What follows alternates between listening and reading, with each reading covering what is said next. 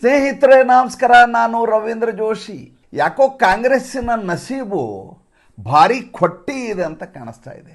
ಈ ಬಾರಿ ಮಾತ್ರ ನರೇಂದ್ರ ಮೋದಿ ಸರಿಯಾಗಿ ಸಿಕ್ಕಾಕೊಂಡ್ಬಿಟ್ಟಿದ್ದಾರೆ. ಈ ಸಂದಿಗ್ಧತೆಯಿಂದ ಅವರು ಪಾರಾಗಲಿಕ್ಕೆ ಸಾಧ್ಯವೇ ಇಲ್ಲ. ಇದಕ್ಕಿಂತ ದೊಡ್ಡ ಕ್ಷೋಭೆ ಬರಲಿಕ್ಕೆ ಸಾಧ್ಯವೇ ಇಲ್ಲ. ಯಾಕೆಂದರೆ ಜಗತ್ತೇ ತಳಮಳದಲ್ಲಿದೆ. ಭಾರತ ಹೆಂಗೆ ಈ ಸಮಸ್ಯೆಯಿಂದ ಪಾರಾಗತ್ತೆ ಅನ್ನುವಂಥ ಖುಷಿಯಲ್ಲಿದ್ದರು ಇವರೆಲ್ಲರೂ. ಬೆಳಗ್ಗೆಯಿಂದ ಟ್ವೀಟು, ಬೆಳಗ್ಗೆಯಿಂದ ಪತ್ರಿಕಾಗೋಷ್ಠಿ, ಬೆಳಗ್ಗೆಯಿಂದ ಹೇಳಿಕೆಗಳು. ಆ ಕಡೆಯಿಂದ ಕರಟಕ ದಮನಕ, ಈ ಕಡೆ ಮಲ್ಲಿಕಾರ್ಜುನ ಮುತ್ಯ, ಒಬ್ಬರಲ್ಲ ಇಬ್ಬರಲ್ಲ ಎಲ್ಲರೂ ಹೇಳಿಕೆ ಕೊಡೋರು. ಮಧ್ಯೆ ಮಧ್ಯೆ ರಾಹುಲ್ ಗಾಂಧಿ ಅವರ ಒಗ್ಗರಣೆ. ಅದಕ್ಕೆ ನೋಡಿದರೆ ಇವರು ಯಾವ ಆಲೋಚನೆಯನ್ನು ಮಾಡ್ತಾಯಿದ್ರು ಅದಕ್ಕೆ ತದ್ವಿರುದ್ಧವಾದಂಥ ಫಲಿತಾಂಶ ಹೊರಗಡೆ ಬಿದ್ದಿದೆ. ಅಧಿಕೃತವಾಗಿ ಇರಾನಿನ ವಿದೇಶಾಂಗ ಸಚಿವ ಸೈಯದ್ ಅಬ್ಬಾಸ್ ಅರಾಗ್ಚಿ ಅಧಿಕೃತ ಹೇಳಿಕೆಯನ್ನು ಕೊಟ್ಟಿದ್ದಾರೆ. ಭಾರತದ ಹಡಗುಗಳಿಗೆ ನಾವು ಯಾವುದೇ ರೀತಿಯದಾದಂಥ ತೊಂದರೆಯನ್ನು ಮಾಡೋದಿಲ್ಲ, ಅದು ಸರಾಗವಾಗಿ ತನ್ನ ಸರಕನ್ನು ಸಾಗಿಸಬಹುದು. ಕೇವಲ ಭಾರತ ಮಾತ್ರ ಅಲ್ಲ, ನಮ್ಮ ಮಿತ್ರ ರಾಷ್ಟ್ರಗಳಾದಂಥ ಚೈನಾ ಇರ್ಬೋದು, ರಷ್ಯಾ ಇರ್ಬೋದು, ಇರಾಕ್ ಇರ್ಬೋದು, ಪಾಕಿಸ್ತಾನ ಇರ್ಬೋದು, ಎಲ್ಲ ರಾಷ್ಟ್ರಗಳಿಗೆ ನಾವು ನಮ್ಮ ಹೋರ್ಮುಜ್ ಜಲಸಂಧಿಯಲ್ಲಿ ಯಾವುದೇ ರೀತಿಯದಾದಂಥ ತೊಂದರೆಯನ್ನು ಮಾಡೋದಿಲ್ಲ. ಈಗಾಗಲೇ ನಮ್ಮ ಹಡಗುಗಳು ಬರ್ತಾ ಇದ್ದಾವೆ. ಆದರೆ ಈ ರೀತಿ ಸರ್ಕಾರವೇ ಅಧಿಕೃತವಾದಂಥ ಹೇಳಿಕೆಯನ್ನು ಇಲ್ಲಿವರೆಗೂ ಕೊಟ್ಟಿರಲಿಲ್ಲ. ಅಂಡರ್ಸ್ಟ್ಯಾಂಡಿಂಗಲ್ಲಿ ನಮ್ಮ ವಿದೇಶಾಂಗ ಸಚಿವಾಲಯ ಎರಡೆರಡು ಸಲ ಅಲ್ಲಿ ವಿದೇಶಾಂಗ ಸಚಿವನ ಜೊತೆ ಮಾತಾಡ್ತೀವಿ. ನರೇಂದ್ರ ಮೋದಿ ಅವರ ರಾಷ್ಟ್ರಾಧ್ಯಕ್ಷನ ಜೊತೆ ಮಾತಾಡಿದರು. ಇದೆಲ್ಲದರ ಫಲಿತಾಂಶವಾಗಿ ನಮಗೆ ಯಾವುದೇ ರೀತಿಯ ಸಮಸ್ಯೆ ಆಗಲಾರದೆ ಹಡಗುಗಳು ಪಾಸ್ ಆಗ್ತಾಯಿದ್ವು. ನಮ್ಮಲ್ಲಿ ಈಗ ಸ್ಟಾಕ್ ಇರೋದು, ನಮ್ಮ ಸ್ವತಃ ಸರ್ಕಾರ ಹೇಳಿರೋ ಪ್ರಕಾರ ಇನ್ನೂ 60 ದಿವಸಗಳಿಗೆ ಬೇಕಾಗುವಷ್ಟು ತೈಲ, ಇನ್ನು 30 ದಿನಗಳಿಗೆ ಬೇಕಾಗುವಷ್ಟು ಅಡುಗೆ ಅನಿಲ ಈಗ ನಮ್ಮಲ್ಲಿ ಸ್ಟಾಕ್ ಇದೆ. ಭಾರತ ದೇಶ ಈ ಮಟ್ಟಿನ ಸಮೃದ್ಧಿಯನ್ನು ಯಾವತ್ತಾದರೂ ಕಂಡಿತ್ತನ್ರಿ? ಅಲ್ರಿ, ಗ್ಯಾಸ್ ಸಿಲಿಂಡರ್ ಬುಕ್ ಮಾಡಿದರೆ ಈಗಾಗಲೇ ಹೋದ ತಿಂಗಳೊಂದು ಬುಕ್ ಮಾಡಿದರೆ ಇಷ್ಟು ಬೇಗ ಇನ್ನೊಂದು ಸಿಲಿಂಡರ್ ಸಿಗಲ್ಲ ನಿಮಗೆ ಅಂತ ಹೇಳೋ ಕಾಲ ಇತ್ತು. ಗ್ಯಾಸ್ ಸಿಲಿಂಡರ್ನ ಕನೆಕ್ಷನ್ಗೋಸ್ಕರ ಪರ್ಮಿಟ್ ವ್ಯವಸ್ಥೆ ಭಾರತ ದೇಶದಲ್ಲಿತ್ತು. ಇವತ್ತು 21 ದಿವಸ ಆಯ್ತದ, 25 ದಿವಸ ಆಗಿರೋದು ಬಿಟ್ಟರೆ ಬೇರೆ ಯಾವುದೇ ರೀತಿಯ ವ್ಯತ್ಯಾಸ ಆಗಿಲ್ಲ. ಪೆಟ್ರೋಲ್ ಡೀಸೆಲ್ ರೇಟ್ ಜಾಸ್ತಿ ಆಗಿಲ್ಲ. ವಿಷಯ ಅದಲ್ಲ. ಈಗ ನಾನು ಮಾತಾಡ್ತಾ ಇರೋದು ವಿಷಯ ಏನಪ್ಪ ಅಂದರೆ, ಒಂದು ಅಸ್ತ್ರವನ್ನು ಕಾಂಗ್ರೆಸ್ ಪಕ್ಷ ಹಿಡ್ಕೊಂಡದ್ದು ಹೇಗೆ ಅದರ ಕೈ ತಪ್ಪಿ ಹೋಯಿತು ಅನ್ನುವುದನ್ನು ವಿಶದೀಕರಿಸಿ ಹೇಳ್ತೀನಿ. ಮತ್ತು ಇವರ ಕಾಲಘಟ್ಟದಲ್ಲಿ ಯಾವ ರೀತಿಯ ವಿದೇಶಾಂಗ ನೀತಿ ಇತ್ತು ಅನ್ನೋದನ್ನು ನೀವು ತಿಳ್ಕೊಬೇಕು. ಯಾಕಂದರೆ ಇತಿಹಾಸವಿಲ್ಲದೆ ಭವಿಷ್ಯವಿಲ್ಲ ಅಂತ ಒಂದು ಮಾತಿದೆ. ಆದ್ದರಿಂದ ಇತಿಹಾಸದಲ್ಲಿ ಏನು ನಡೆದಿದೆ ನೋಡಿದರೆ ಅಂಥ ತಪ್ಪುಗಳು ಭವಿಷ್ಯದಲ್ಲಿ ನಡಿಬಾರ್ದಲ್ವ, ನಮ್ಗೆ ಗೊತ್ತಿರಬೇಕು ಅನ್ನುವಂಥ ಕಾರಣಕ್ಕೋಸ್ಕರ ಈ ಬಾರಿ ಏನಾಯಿತು, ಈ ಬಾರಿ ಭಾಳ ವಿಶೇಷವಾದಂಥ ಸಂದರ್ಭ ಒದಗಿ ಬಂತು. ಏನಪ್ಪ ಅಂದರೆ, ಕಾಂಗ್ರೆಸ್ಸಿಗೆ ಭಾಳ ದುರ್ಭರತೆ ಇದು, ಸಂದಿಗ್ಧತೆ ಇದು. ಹೆಂಗೆ ಅಂತ ಹೇಳ್ತೀನಿ. ಯುದ್ಧ ಮಾಡ್ತಾ ಇರೋದು ಸಾಬರ್ ದೇಶ, ಹೊಡಿತಾ ಇರೋದು ಸಾಬರ್ನ ಹೊಡಿತಾ ಇದ್ದಾರೆ.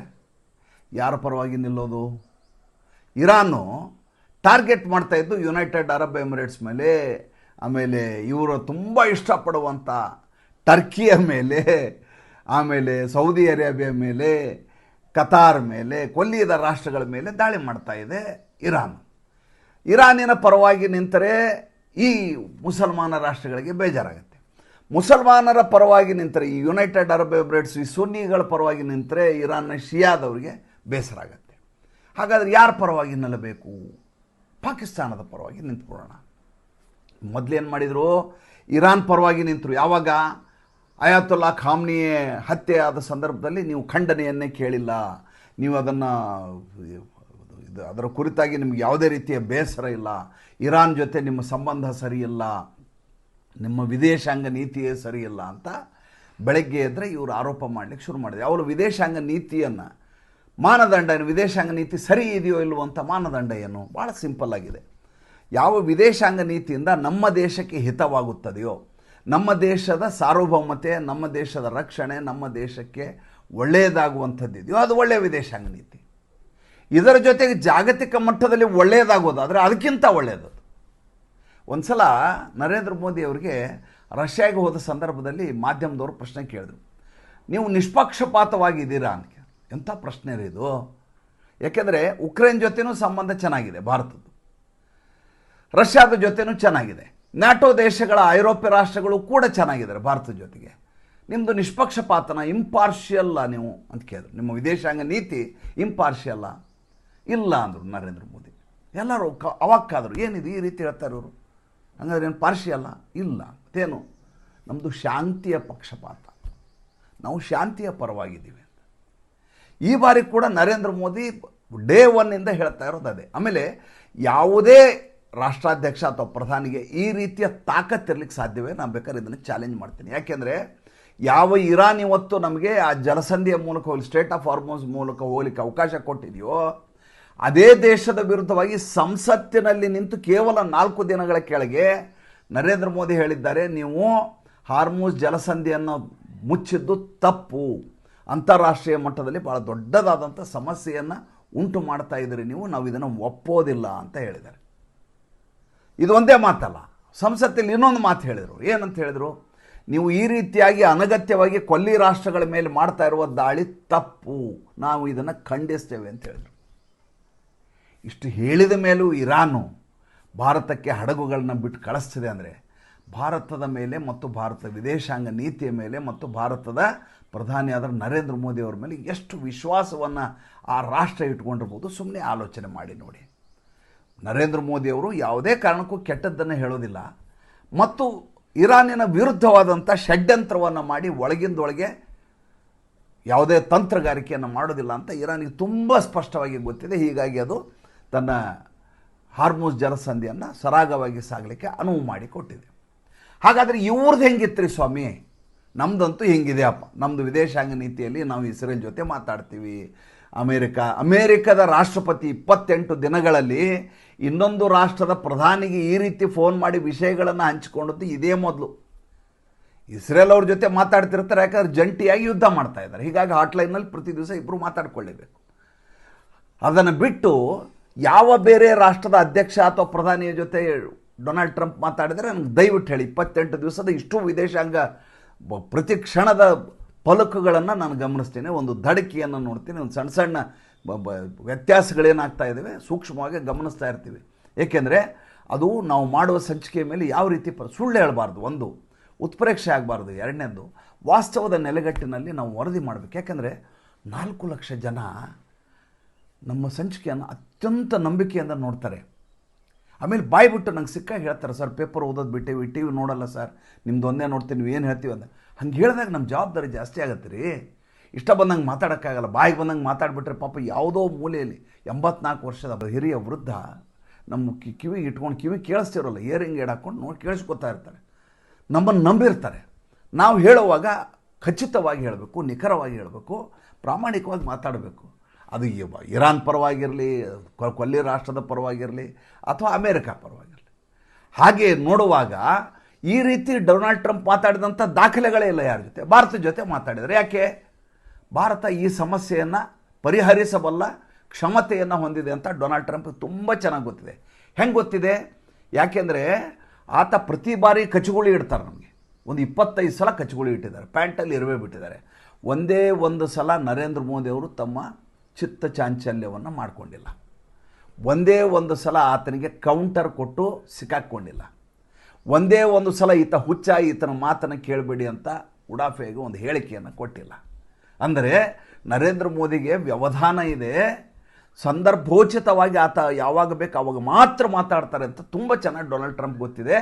ಡೊನಾಲ್ಡ್ ಟ್ರಂಪ್ಗೆ ಇನ್ನೊಂದು ಗೊತ್ತಿದೆ ಏನಂದರೆ, ನರೇಂದ್ರ ಮೋದಿ ಹೇಳಿದರೆ ಉಳಿದ ಎಲ್ಲ ರಾಷ್ಟ್ರಗಳು ಅವ್ರ ಮಾತು ಕೇಳ್ತವೆ. ಒಂದು ಸಣ್ಣ ಉದಾಹರಣೆಯನ್ನು ಹೇಳ್ತೀವಿ, ಸ್ವಲ್ಪ ಸುದೀರ್ಘ ಆದರೂ ಪರವಾಗಿಲ್ಲ, ವಿಷಯ ಗೊತ್ತಿರಲಿ ಅಂತ. 3.5 ತಾಸು ಹೋಗಲಿಕ್ಕೆ 3.5 ತಾಸು ಬರಲಿಕ್ಕೆ ಬೇಕು ರೀ, 7 ತಾಸು ಬೇಕು.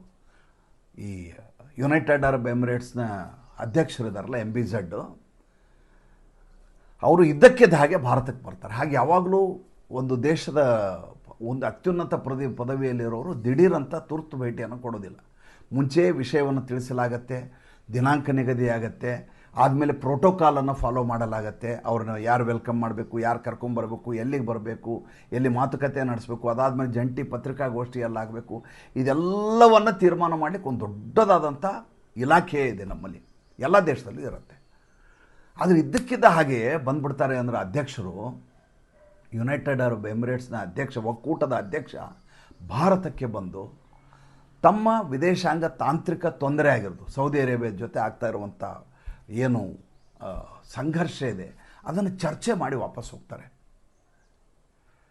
ಹೀಗೆ ಶಿಷ್ಟಾಚಾರವನ್ನು ಮೀರಿ ಒಬ್ಬ ಅಧ್ಯಕ್ಷ ಬರ್ತಾರೆ ಅಂದರೆ, ಯುನೈಟೆಡ್ ಅರಬ್ ಎಮಿರೇಟ್ಸ್ ಅಧ್ಯಕ್ಷ ಬರ್ತಾರೆ ಅಂದರೆ, ಆತ MBZ ಆಗಿರಲಿ, MBS ಆಗಲಿ, ರಷ್ಯಾದ ಆಗಿರಲಿ, ಯಾರೇ ಬಂದಿರಲಿ, ಹಾಗೆ ಬರ್ತಾರೆ ಅಂದರೆ ಭಾರತದ ಮೇಲೆ ಅವ್ರಿಗೆ ಎಷ್ಟರ ಮಟ್ಟಿಗೆ ನಂಬಿಕೆ ಇರಬೇಕು ಮತ್ತು ಭಾರತ ಇದನ್ನು ಪರಿಹರಿಸಬಲ್ಲಂಥ ಶಕ್ತಿಯನ್ನು ಹೊಂದಿದೆ ಅಂತ ತಾನೇ ಅರ್ಥ.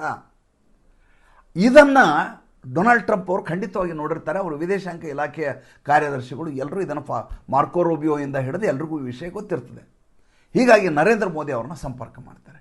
ಈ ಮುಂಚೆ ಈ ದೇಶದಲ್ಲಿ ಫಾರಿನ್ನಲ್ಲಿ ಓದ್ಕೊಂಬಂದು ಈ ದೇಶದಲ್ಲಿ ಇಂಗ್ಲೀಷ್ ಬರ್ತಾ ಇರೋದ್ರಿಂದ ಮತ್ತು ಈತನಿಗೆ ಪಂಚತಾರ ಸಂಸ್ಕೃತಿ ಇದೆ ಅನ್ನುವಂಥ ಕಾರಣಕ್ಕೋಸ್ಕರ ಈ ದೇಶದ ಪ್ರಧಾನಿ ಆಗಬೇಕು ಅಂತ ಅವ್ರನ್ನ ತೊಗೊಂಡೋಗಿ ಕುರ್ಚಿ ಮೇಲೆ ಕೂಡಿಸಿದಾರಲ್ಲ ಗಾಂಧಿ, ಆ ಜವಾಹರ್ಲಾಲ್ ನೆಹರು ಏನು ಮಾಡಿದರು ಅಂತ 4 ಪಾಯಿಂಟ್ ಹೇಳ್ಬಿಡ್ತೀನಿ ಸ್ವಾಮಿ, ಒಂದೊಂದೇ ಸಾಲಲ್ಲಿ. ಅಲ್ಲಿಗೆ ತಿಳ್ಕೊಂಬಿಡಿ ಇವರು ವಿದೇಶಾಂಗ ನೀತಿ ಅವತ್ತಿನ ಕಾಲಘಟ್ಟದಲ್ಲಿ ಹೇಗಿತ್ತು ಅಂಥೇಳಿ. ಅಭಿಜಿತ್ ಮಿತ್ರ ಅಯ್ಯರ್ ಅವರು ಹೇಳ್ತಾರೆ, 1948ರಲ್ಲಿ ಒಂದೇ ವಿಷಯಕ್ಕೆ ಸಂಬಂಧಪಟ್ಟ ಹಾಗೆ ಎರಡೂ ದೇಶದವರು ಒಮ್ಮತದಿಂದ ತೀರ್ಮಾನ ಮಾಡಿದ್ದು ಜವಾಹರ್ಲಾಲ್ ನೆಹರು 1948ರಲ್ಲಿ ಮಾತ್ರ. ಒಮ್ಮತದಿಂದ ಏನಂತ ತೀರ್ಮಾನ ಮಾಡಿದರು? ನೆಹರು ಅವರು ಕೊಟ್ಟಿರುವಂಥ ಪ್ರಪೋಸಲ್ ನಾನ್ ಸೆನ್ಸ್ ಇದೆ, ನಾವಿಬ್ಬರು ಒಪ್ಪೋದಿಲ್ಲ ಅಂತ ಒಮ್ಮತದ ತೀರ್ಮಾನಕ್ಕೆ ಬಂದಿದ್ದರು. ಜವಾಹರ್ಲಾಲ್ ನೆಹರು ಅವರು ಏನಂತ ಕೊಟ್ಟಿದ್ದರು? ಪ್ಯಾಲೆಸ್ಟೀನಿಯನ್ ವಿಭಜನೆಯ ಬಗ್ಗೆ ಮಾತಾಡಿದರು. ಉಭಯ ದೇಶಗಳ ಮಧ್ಯೆ ಕೂಡಿಸಿ ವಿಭಜನೆ ಮಾಡೋಣ ಪ್ಯಾಲೆಸ್ಟೀನ್. ಆತ ಹೇಳ್ತಾರೆ, ನೀವು ನಾನ್ ಸೆನ್ಸ್ ಮಾತಾಡ್ತಾಯಿದ್ರಿ, ಎದ್ದೋಗಿ ಅಂತ ಕಳಿಸಿದರು. ಇದು ಜವಾಹರ್ಲಾಲ್ ನೆಹರು ವಿದೇಶದಲ್ಲಿ ಓದಿ ಬಂದ ಬ್ಯಾರಿಸ್ಟರ್ ಕೊಟ್ಟಂಥ ವಿದೇಶಾಂಗ ನೀತಿಯ ಸಲಹೆ. ಹೇಗೆ ಕ್ಯಾಕರಿಸಿ ಬಿಸಾಕಿದ್ರು ಅನ್ನೋದಕ್ಕೆ ಇದಕ್ಕಿಂತ ಸಾಕ್ಷಿ ನಿಮ್ಗೆ ಬೇಕಾಗಿದೆ. ಅದಾದಮೇಲೆ ಕೊರಿಯಾದ ಬಗ್ಗೆ ನೆಹರು ಅವರು 1952ರಲ್ಲಿ ಸೌತ್ ಕೊರಿಯಾ, ನಾರ್ತ್ ಕೊರಿಯಾ, ಆವಾಗ ಸೌತ್ ಕೊರಿಯಾ ಹೇಳುತ್ತೆ, ನೀನೊಬ್ಬ ಕಮ್ಯುನಿಸ್ಟು, ನೀನೊಬ್ಬ ಲೆಫ್ಟಿಸ್ಟು, ನಿನ್ನನ್ನು ನಾವು ಯಾವ ಕಾರಣಕ್ಕೂ ನಂಬಲ್ಲ, ನೀವು ನಮ್ಮ ದೇಶದ ವಿಚಾರಕ್ಕೆ, ವಿದೇಶಾಂಗ ವಿಚಾರಕ್ಕೆ ಬರಬೇಡ ಅಂತ ಅಲ್ಲಿ ಅಧ್ಯಕ್ಷ ಹೇಳಿ ಕಳಿಸಿದರು ಸೌತ್ ಕೊರಿಯಾದವರು. ಇದೇ ಜವಾಹರ್ಲಾಲ್ ನೆಹರು ಅವರಿಗೆ. ಜವಾಹರ್ಲಾಲ್ ನೆಹರು ಆವಾಗ ವಿದೇಶಾಂಗ ಸಚಿವರೂ ಕೂಡ ಆಗಿದ್ದರು. ಅಂದರೆ ಈಗೇನು ಶಹಬಾಜ್ ಶರೀಫ್ ಹೋಗಿ ನಾನೇ ಮಧ್ಯಸ್ಥಿಕೆ ಮಾಡ್ತೀನಿ ಅಂತ ಹೋಗ್ತಾರಲ್ಲ, ಆ ರೀತಿ ಹೋಗಿದ್ದರ ಪರಿಣಾಮ. ಅವರೇ ಕರೆಸಿ ನೀವು ಬಂದು ನಮ್ಗೆ ಸೆಟ್ಲ್ ಮಾಡಿಕೊಡಿ ಅಂತ ಕೇಳಿರಲಿಲ್ಲ. ಮೆಸೆಂಜರ್ ಅಂತವ್ರು ಭಾಳ ಚೆನ್ನಾಗಿ ಹೇಳ್ತಾಯಿದ್ರು. ಯಾರೋ ನೀನು ಪೋಸ್ಟ್ಮನ್ ಕೆಲಸ ಮಾಡ್ತಾಯಿದ್ದಾರೆ ಅವರು, ಇವರೇನು ಸಂಧಾನಕಾರರಲ್ಲ, ಚೀಟಿ ಹಿಡ್ಕೊಂಡು ಹೋಗಿ ಕೊಟ್ಟಿದ್ದಾರೆ ಇರಾನ್ಗೆ ಅಂತ ಹೇಳ್ತಾ ಇರೋದು. ನೋಡಿ ಹೆಂಗಿದೆ ಪರಿಸ್ಥಿತಿ. ಇನ್ನು 1956ರಲ್ಲಿ ಈಗೇನು ರಷ್ಯಾ ಇದೆ ಅದು USSR ಆಗಿತ್ತು, ಒಕ್ಕೂಟವಾಗಿತ್ತು. ಅವಾಗ ನಾವೆಲ್ಲ ಓದುವಾಗ ಸೋವಿಯತ್ ರಷ್ಯಾ ಅಂತಲೇ ಓದಿದ್ದು ಸ್ಕೂಲಲ್ಲಿ. ಹಂಗೇರಿಯ ಮೇಲೆ ಆಕ್ರಮಣ ಮಾಡುತ್ತೆ. ನೆಹರು ಏನು ಮಾಡಬೇಕು ಅವಾಗ? ಇದನ್ನು ವಿರೋಧಿಸಬೇಕು ತಾನೇ.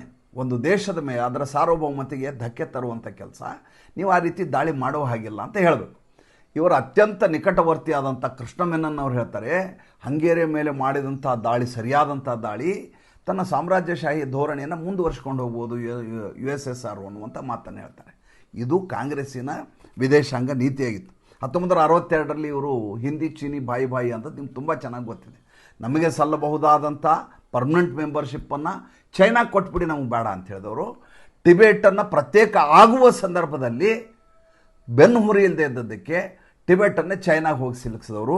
ಇದೆಲ್ಲವೂ ಕೂಡ ನೆಹರು ಅವ್ರ ಕಾಲದಲ್ಲಿ ನಡೆದು. ಅದು ಬಿಟ್ಬಿಡಿ, ಮೊನ್ನೆ ವಿಚಾರಕ್ಕೆ ಮಾಡೋಣ. 1971ರಲ್ಲಿ ಇಂಡೋ ಪಾಕ್ ಯುದ್ಧ ಆದ ಸಂದರ್ಭದಲ್ಲಿ ಅದು UNGA ಮುಂದೆ ಹೋಗಿ, ಜನರಲ್ ಅಸೆಂಬ್ಲಿ ಮುಂದೆ ಹೋಗುತ್ತೆ. 90 ಜನ ಭಾರತದ ವಿರುದ್ಧವಾಗಿ ಮತ ಹಾಕ್ತಾರೆ ರೀ. ಬೇರೆ ಯಾರು ಬೇಡ, ಚೈನಾ ಮತ್ತು ಅಮೇರಿಕಾ ಕೂಡ ಪಾಕಿಸ್ತಾನದ ಪರವಾಗಿ ನಿಲ್ತವೆ. ಭಾರತವನ್ನು ಒಪ್ಪಿಕೊಂಡದ್ದು ಕೇವಲ 15 ರಾಷ್ಟ್ರಗಳು. ಒಂದಲ್ಲ ಎರಡಲ್ಲ. 1982ರಲ್ಲಿ ಜಾಲ್ನಾದಲ್ಲಿ ಮಾಡಿದಂಥ ಕೆಲಸ, IPKFನ ರಾಜೀವ್ ಗಾಂಧಿ ಅವರು ತೆಗೆದುಕೊಂಡಿರುವ ತೀರ್ಮಾನ ಎಂತೂ ಘಾತಕವಾಗಿತ್ತು ಅಂತಂದರೆ, ಜಾಫ್ನಾದ್ದು ಸ್ವತಃ ತಮಿಳರು ಮತ್ತು ಸಿಂಹಳಿಯರು ಒಂದಾಗಿಬಿಡ್ತಾರೆ. ಆ ರೀತಿಯಾದಂಥ ವಿದೇಶಾಂಗ ನಿಲುವನ್ನು ರಾಜೀವ್ ಗಾಂಧಿ ಕಾಲದಲ್ಲಿ ತೆಗೆದುಕೊಳ್ಳಾಯಿತು. ಅಂದರೆ ಈ ನೆಹರೂನಿಂದ ಹಿಡಿದು ರಾಜೀವ್ ಗಾಂಧಿವರೆಗೂ ಸಂಪೂರ್ಣವಾಗಿ ಇವರ ವಿದೇಶಾಂಗ ನೀತಿ ಪ್ರತಿ ಬಾರಿಯೂ ಫೇಲ್ ಆಗಿದ್ದೆ. ಈಗ ನರೇಂದ್ರ ಮೋದಿ ಅವರು ವಿದೇಶಾಂಗ ನೀತಿ ಹೇಗಿರಬೇಕು ಅಂತ ರಾಹುಲ್ ಗಾಂಧಿ ಹೇಳ್ತಾರೆ. ಜೊತೆಗೆ ಇದು ವ್ಯಕ್ತಿಗತ ಹಿತಾಸಕ್ತಿಯನ್ನು ಹೊಂದಿದೆ ಅಂತ ರಾಹುಲ್ ಗಾಂಧಿ ಮಾತಾಡ್ತಾರೆ. ರಾಹುಲ್ ಗಾಂಧಿ ಈತ ಬಂದು 2004ಕ್ಕೆ ಬಂದಿರೋದು ಸ್ವಾಮಿ. ಈಗ 2026, 22 ವರ್ಷ ಆಯ್ತು. 22 ವರ್ಷದಿಂದ ಫೇಲ್ ಆಗ್ತಾ ಇರೋ ಗಿರಾಕಿ ಇದು. Failed student. Rank holder Narendra Modi ಅವ್ರ ಬಗ್ಗೆ ಈತ ಮಾತಾಡ್ತಾರೆ. ಏನಂತ ಹೇಳೋಣ? ಮತ್ತು ಮುಂದಿನ ಸಂಚಿಕೆಯಲ್ಲಿ ಮಾತಾಡ್ತೀನಿ. ಸಂಚಿಕೆ ಇಷ್ಟ ಆದರೆ ಲೈಕ್ ಮಾಡಿ, ಫಾಲೋ ಮಾಡಿ, ಶೇರ್ ಮಾಡಿ. ನಮ್ಮ ಮುಕ್ತ ಪತ್ರಿಕೋದ್ಯಮಕ್ಕೆ ಆರ್ಥಿಕವಾಗಿ ಬೆಂಗಾವಲಾಗಿ ನಮಸ್ಕಾರ.